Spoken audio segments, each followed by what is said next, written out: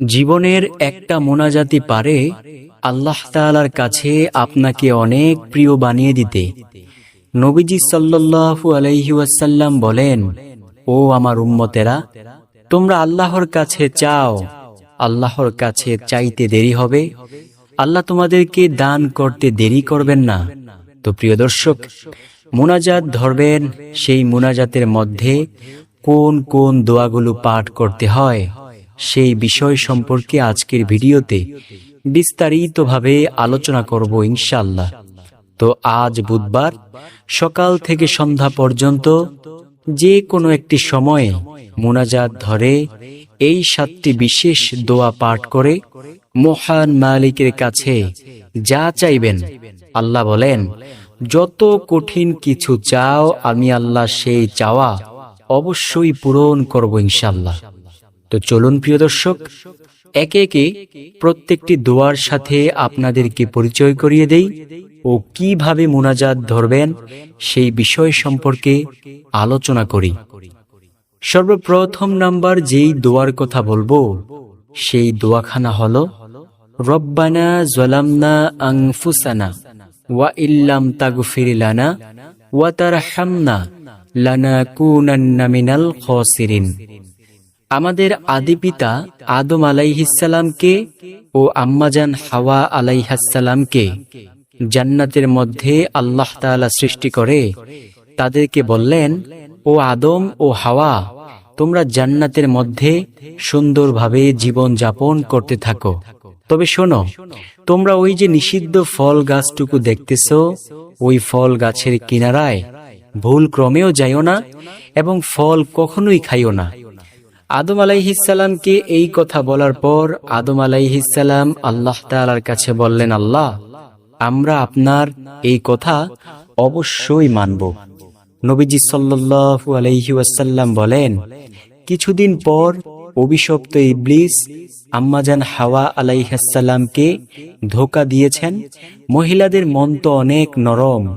আম্মাজান হাওয়া আলাইহিসসালাম ভুল করে একটি ফল ছিঁড়লেন এবং তিনিও খাইলেন, আদম আলাইহিসসালামকেও খাওয়াইলেন। আল্লাহ তাআলার হুকুমে সাথে সাথে তাদের শরীর থেকে জান্নাতের পোশাকগুলো খসে পড়ে গেল।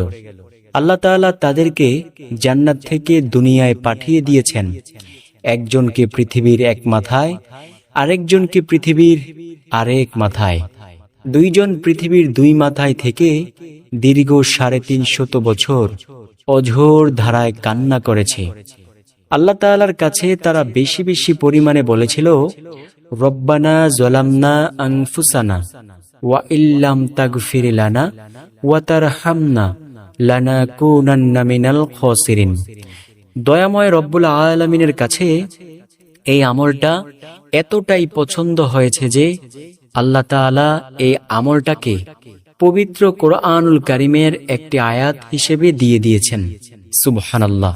তো প্রিয় দর্শক, আমরাও যদি মুনাজাত ধরে সর্বপ্রথমে বলি, রব্বানা যালামনা আনফুসানা ওয়া ইল্লাম তাগফির লানা ওয়া তারহামনা লানাকুনান্না মিনাল খাসিরিন। রব্বুল আলামিন আমাদের জীবনের ভুল, জীবনের গুনাহগুলোকেও ক্ষমা করে দেবেন ইনশাআল্লাহ, ইনশাআল্লাহ। দ্বিতীয় নাম্বার যেই দোয়াটি পাঠ করবেন সেই দোয়াটি হলো, রব্বানা ফাগফির লানা যুনুবানা ওয়া কাফির আন্না সাইয়্যাতিনা ওয়া তাওয়াফানা মাআল আবরার। নবীজি সাল্লাল্লাহু আলাইহি ওয়াসাল্লাম বলেন, এই দোয়াটি হলো একটি পবিত্র ইস্তেগফার। যে ব্যক্তি ইস্তেগফারের আমল বেশি বেশি পরিমাণে করতে পারে, আল্লাহ তার সব বিপদ আপদ, বালা মুসিবত দূর করে দেবেন ইনশাআল্লাহ। নবীজি সাল্লাল্লাহু আলাইহি ওয়াসাল্লামের একজন প্রিয় সাহাবী ছিল, যার নাম ছিল আলী রাদিয়াল্লাহু তাআলা আনহু। নবীজির ওই প্রিয় সাহাবীর কাছে এক ব্যক্তি গিয়ে বলল, ও আলী, আমাকে ওই ব্যক্তি সম্পর্কে কিছু বলুন তো, যেই ব্যক্তি তাওবাও করে, আবার তাওবা ভাঙ্গে, আবার তাওবা করে, আবার গুনাহের কাজ করে ফেলে, ওই ব্যক্তির কি করা উচিত? আলী রাদিয়াল্লাহু তাআলা আনহু ছিলেন অত্যন্ত বিচক্ষণ সাহাবী।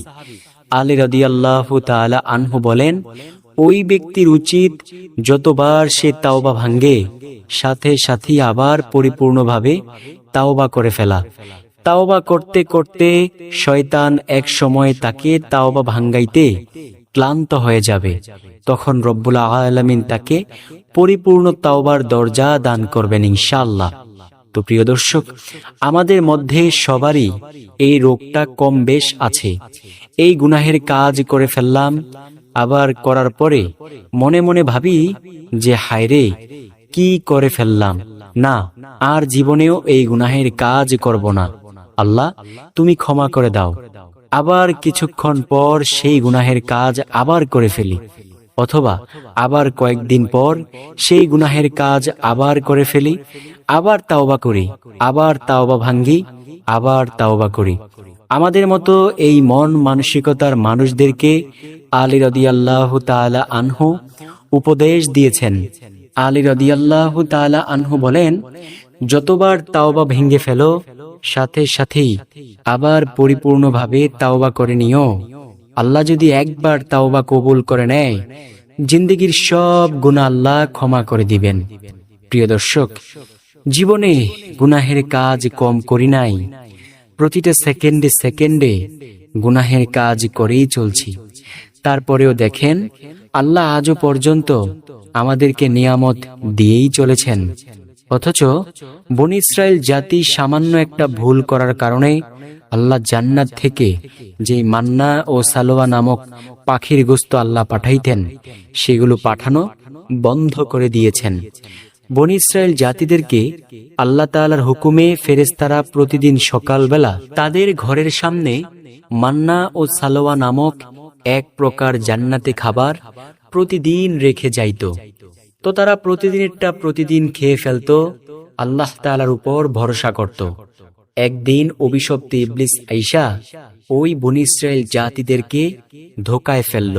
সেই অভিশপ্ত ইবলিস মানুষের রূপ ধারণ করে তাদের কাছে আইসা বলল, এই যে তোমরা জান্নাতে প্রতিদিন খাবার খাও, শোনো, যদি আল্লাহ তাআলা একদিন ভুল করে সেই খাবার আর না পাঠাইল, তখন তোমরা কি খাইবে? না, তোমরা এই খাবার থেকে কিছু খাবার রেখে দিও, তাহলে পরের দিন যদি খাবার নাও আসে তারপরেও তোমরা খাইতে পারবে। ওই বনী ইসরাইল জাতিদের মধ্য থেকে কিছু কিছু মানুষ বলল, না, কথা ঠিকই আছে, যদি আল্লাহ তাআলা কোনোদিন খাবার বন্ধ করে দেয় ভুল করে, তাহলে তো আমরা না খেয়ে থাকবো না, আমরা কিছু খাবার রেখে দেই। তারা পরের দিনের জন্য কিছু খাবার রেখে দিল। ওই খাবারগুলো নষ্ট হয়ে গেল, পচে গেল, দুর্গন্ধ ছড়িয়ে গেল। সাথে সাথে রব্বুল আলামিন জান্নাত থেকে খাবার দেওয়া বন্ধ করে দিলেন। আল্লাহ সুবহানাহু ওয়া তাআলার কাছে নবী মূসা আলাইহিস সালাম জিজ্ঞেস করল, ও আল্লাহ, আপনি তো প্রতিদিন এই বনী ইসরাইল জাতিদেরকে আপনি মান্না ও সালোয়া নামক পাখির গোশত আপনি খাইতে দিতেন, আজকে আপনি কেন দিলেন না? আল্লাহ তাআলা বলেন, তারা আমার প্রতি বিশ্বাস রাখতে পারে নাই। তারা অভিশপ্ত ইবলিসকে বিশ্বাস করেছে, আমার প্রতি বিশ্বাস রাখতে পারে নাই। ও মূসা, শোনো, আমি আর কোনোদিন আকাশ থেকে খাবার কখনোই পাঠাইব না, কিয়ামত পর্যন্ত এই দরজা বন্ধ করে দিলাম। প্রিয় দর্শক, বনী ইসরাইল জাতি একটা সামান্য ভুল করে গুনাহের কাজ করার কারণে আল্লাহ তাআলা সাথে সাথে তাদেরকে এমন শাস্তি দিয়েছেন। নবীজি বলেন, ওই বনী ইসরাইল জাতি যদি, ওই অকৃতজ্ঞ জাতি যদি আল্লাহ তাআলার উপর ভরসা করতে পারত, তাহলে আজও পর্যন্ত আমরা সেই জান্নাতি খাবার খেতে পারতাম। সুবহানাল্লাহ। তো দেখেন, সেই বনী ইসরাইল জাতি একটা ভুল করার কারণে আল্লাহ সাথে সাথে খাবার বন্ধ করে দিয়েছেন। আর আমরা যে কত রকমের ভুল করে থাকি, আজও পর্যন্ত আল্লাহ খাবারকে বন্ধ করে দেন নাই। কত রকমের মাছ আছে এই নদীতে, কত রকমের প্রাণী আছে আমরা যেগুলো খেতে পারি, যেগুলোকে আল্লাহ তাআলা হালাল করেছেন, এগুলো এখনো আল্লাহ উঠিয়ে নেন নাই। তো প্রিয় দর্শক, এত গুনার পর আল্লাহ কেন এগুলো নেন নাই? এর একমাত্র কারণ হলো আমরা আখির নবীর উম্মত, আমরা শ্রেষ্ঠ নবীর উম্মত। তো ওই শ্রেষ্ঠ নবী বলেন, তৃতীয় নাম্বার যেই দোয়ার কথা বলবো সেই দোয়াটি হলো, নবীজি বলেন, ইয়া জাল জালালি ওয়াল ইকরাম বলে দোয়া করিও, আল্লাহ তোমার দোয়াকে খালি হাতে ফিরাবে না। সুবহানাল্লাহ। নবীজি কোনো এক জায়গায় যাচ্ছেন, এমন সময় তিনি শুনতে পাইলেন এক ব্যক্তি মুনাজাত ধরেছেন। মুনাজাতের মধ্যে তিনি ইয়া জাল জালালি ওয়াল ইকরাম বলে দোয়া করতেছেন। নবীজি সাল্লাল্লাহু আলাইহি ওয়াসাল্লাম কিছুক্ষণ অপেক্ষা করলেন। অপেক্ষা করার পর তিনি দেখলেন ওই ব্যক্তি মুনাজাত শেষ করেছে। নবীজি ওই ব্যক্তিকে বললেন, শোনো, তুমি যেই বাক্যগুলো বলেছ ওই বাক্যের দ্বারা দোয়া করলে আল্লাহ সেই দোয়াকে খালি হাতে ফিরায় না। তুমি এই যে ইয়া জাল জালালি ওয়াল ইকরামের দ্বারা দোয়া করেছ, আল্লাহ এই দোয়াকে খালি হাতে ফিরাবেন না। আজকে তোমার আল্লাহর দরবার থেকে যা চাওয়ার তা চেয়ে নাও, আল্লাহ তোমার সকল দোয়াগুলোকে কবুল করবেন। সুবহানাল্লাহ। প্রিয় দর্শক, চতুর্থ নাম্বার যেই দোয়ার কথা বলবো সেই দোয়াটি হলো, নবীজি সাল্লাল্লাহু আলাইহি ওয়াসাল্লাম বলেন, কোনো ব্যক্তি যদি মুনাজাতের মধ্যে 3 বার বলে ইয়া আরহামার রহিমিন, আল্লাহ সেই মুনাজাত খানা কবুল করে নেন। সুবহানাল্লাহ। নবীজি সাল্লাল্লাহু আলাইহি ওয়াসাল্লাম বলেন, ও আমার সাহাবীরা শোনো, তোমাদের যদি আল্লাহর কাছে কোনো কিছু চাওয়ার ইচ্ছা জাগে, মুনাজাতের মধ্যে 3 বার ইয়া আরহামার রহিমিন বলে দোয়া করিও, আল্লাহ সেই দোয়াকে খালি হাতে ফিরাবেন না। সুবহানাল্লাহ, আল্লাহু আকবার। তো প্রিয় দর্শক, এই পবিত্র রবিউল আউয়াল মাস জুড়ে এই দোয়াটাও বেশি বেশি মুনাজাতের মধ্যে পাঠ করার চেষ্টা করব ইনশাআল্লাহ। দেখুন, এই পবিত্র রবিউল আউয়াল মাসের 12 তারিখে আমাদের প্রিয় নবী সাল্লাল্লাহু আলাইহি ওয়াসাল্লাম দুনিয়ার বুকে তাশরিফ এনেছিলেন। নবী যখন দুনিয়ায় আসার সময় হলো, দিন আল্লাহ তাআলাকে বলতেছে, আল্লাহ, আমি দিনের মধ্যে তোমার নবীকে দুনিয়াতে আইনো।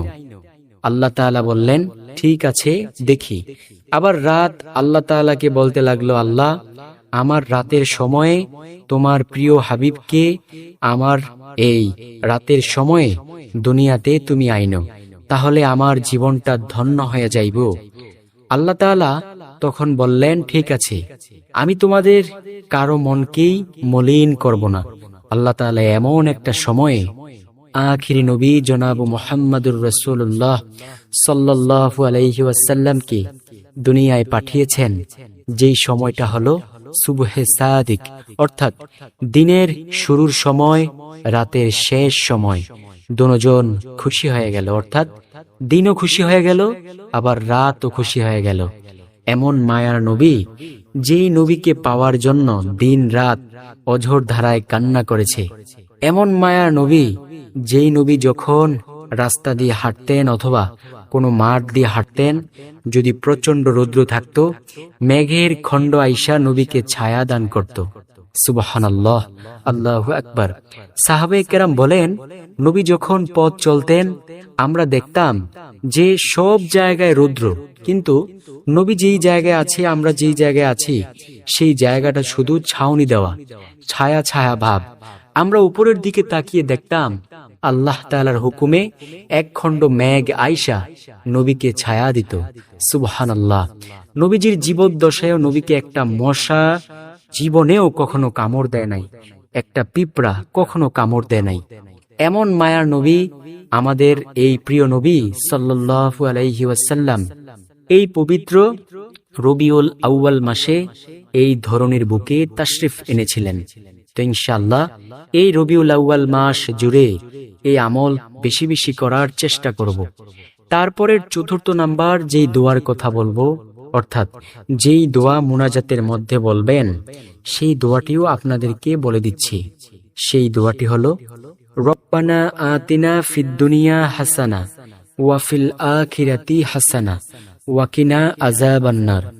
নবীজি সাল্লাল্লাহু আলাইহি ওয়াসাল্লাম বলেন, ও দুনিয়ার মানুষ শোনো, তোমরা যদি আল্লাহর পক্ষ থেকে দুনিয়ার কল্যাণ চাও, আখিরাতের কল্যাণ চাও এবং জাহান্নামের আগুন থেকে পানাহ চাও, তাহলে তোমরা বলিও, রব্বানা আতিনা ফিদ দুনিয়া হাসানা ওয়া ফিল আখিরাতি হাসানা ওয়া কিনা আযাবান্নার।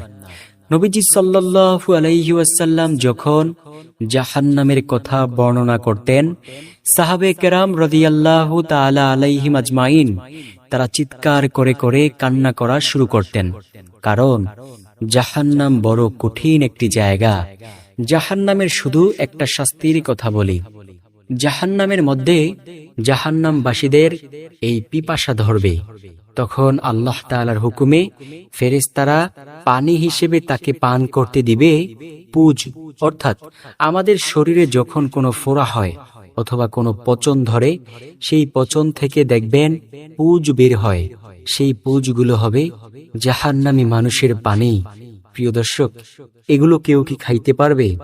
যখন ক্ষুধা লাগবে তখন আমরা বলবো যদি জাহান্নামে চলে যাই, তাহলে আমরা বলবো আমাদের খুব ক্ষুধা লেগেছে, ও ফেরেশতারা কিছু খাইবার দাও না।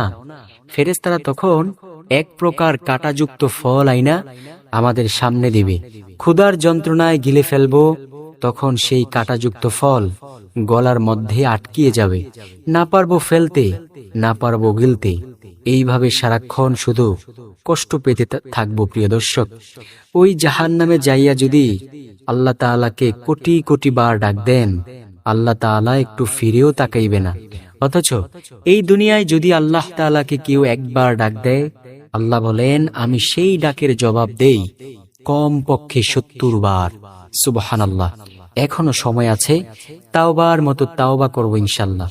৫ম নাম্বার যেই দোয়ার কথা বলবো, সেই দোয়াটি হলো নবীজি সাল্লাল্লাহু আলাইহি ওয়াসাল্লাম বলেন, তোমরা বেশি বেশি পরিমাণে বলিও সুবহানাল্লাহি ওয়া বিহামদিহি। নবীজি বলেন, যে ব্যক্তি প্রতিদিন ১০০ বার বলবে সুবহানাল্লাহি ওয়া বিহামদিহি, তার আমলের দাম হাসরের মাঠে সবচেয়ে বেশি হবে। সাহাবায়ে কেরাম প্রশ্ন করলেন, ইয়া রাসূলুল্লাহ সাল্লাল্লাহু আলাইহি ওয়াসাল্লাম, অন্য কারো আমলের দাম এর চেয়ে কি বেশি হবে না? নবীজি বলেন, হ্যাঁ, ওই ব্যক্তির আমলের দাম এর চেয়ে বেশি হবে যে ব্যক্তি সুবহানাল্লাহি ওয়া বিহামদিহি ১০০ বার থেকেও একবার হলেও বেশি পরিমাণে পাঠ করবে। এছাড়াও নবীজি সাল্লাল্লাহু আলাইহি ওয়াসাল্লাম বলেন, যদি কোনো ব্যক্তি ১০০ বার বলতে পারে সুবহানাল্লাহি ওয়া বিহামদিহি, তাহলে তার গুনাহের পরিমাণ যদি সমুদ্রের ফেনা রাশির সমতুল্য হয়ে থাকে, তারপরেও আল্লাহ সেই গুনাহগুলোকে ক্ষমা করে দিবেন। সুবহানাল্লাহ, আল্লাহু আকবার। তো প্রিয় দর্শক, বুঝতে পেরেছেন কত দামি এই আমলগুলো? আমরা কিন্তু চাইলে আমলগুলো করতে পারি, কিন্তু করি না। একমাত্র কারণ হলো অলসতা, অবহেলা করে।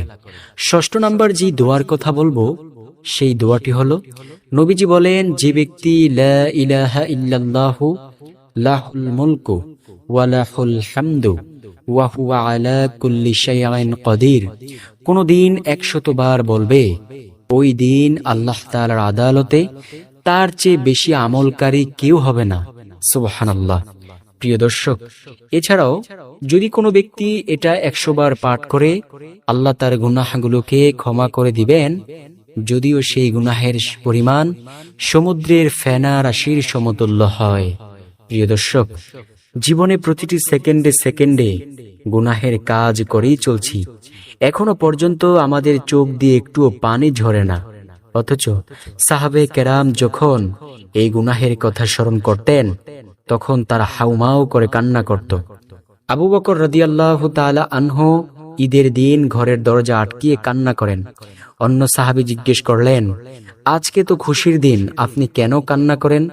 আবু বকর বলেন, এই রমজান মাসে 30টা রোজা রাখলাম, কবুল হলো কিনা সেই চিন্তা করতেছি। হাসরের ময়দানে যদি আল্লাহ বলেন, ও আবু বকর, তুমি যেই রোজাগুলো রেখেছ আমি আল্লাহর পছন্দ হয় নাই, তখন আমার কিছুই করার থাকবে না। বুঝতে পেরেছেন প্রিয় দর্শক? সর্বশেষ নাম্বার যেই দোয়ার কথা বলবো, সেই দোয়াটি হলো আস্তাগফিরুল্লাহ রব্বি মিন কুল্লি যামবি ওয়া আতুবু ইলাইহি লা হাওলা ওয়ালা কুওয়াতা ইল্লা বিল্লাহ। এই 7টি দোয়া পাঠ করে আল্লাহর কাছে অবশ্যই সুন্দরভাবে একটি মুনাজাত ধরব ইনশাআল্লাহ।